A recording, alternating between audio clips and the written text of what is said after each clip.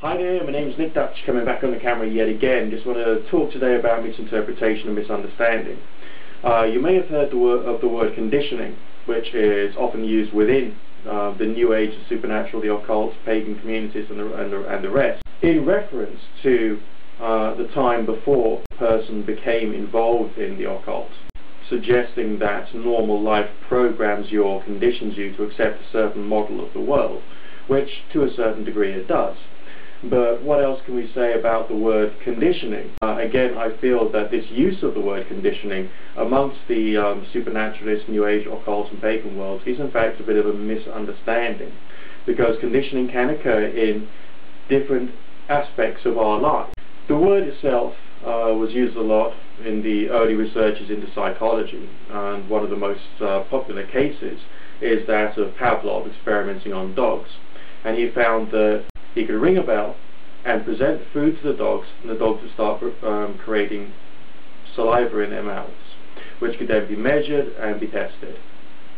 With the passage of time, the dogs started to recognize that the stimulus of the bell itself was an indicator that the food was coming, and therefore the bell would then stimulate the response of the creation of saliva. So Pavlov's experiments demonstrated that there could be a biological change within the body as a result of an unrelated stimulus being presented in a certain way, so that the unrelated stimulus develops meaning. Now, when we're talking about magic, obviously there's various different types or practices that people do these days, including candle magic. People do develop a belief that the lighting of the candle and the ritual of the candle, or whatever, seems to provide the final result. Now, let's provide a hypothetical situation. Let's say you need money, and let's say once a month, just before payday, you light a yellow candle, and then the next day, hey presto, the money appears in your bank account on the 25th of the month or whatever. And with the passage of time, you can start to build up an association between the candle being lit and you receiving the money. Now, with some individuals, a change can happen in the body and also in the brain, which can lead the person to believe when they light the candle they will receive money. And also, in many individuals, despite evidence to the contrary, they can carry on doing the same thing expecting different results. So let's say this hypothetical person lights a candle, namely the unrelated stimulus, and gets paid the next day, and does so on a regular basis on the 24th of each month for a period of 6 months. Let's say they have problems with work, problems with money, the creditors are on their tail.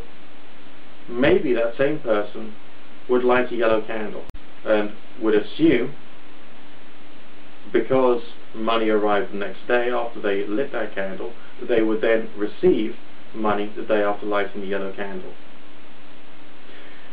Because a biochemical change would have occurred in the brain with the development of this pattern of behavior, the anticipatory aspect of the whole ritual, namely lighting the yellow candle, would actually create a change in the brain of the individual, creating a feeling of pleasure and anticipation.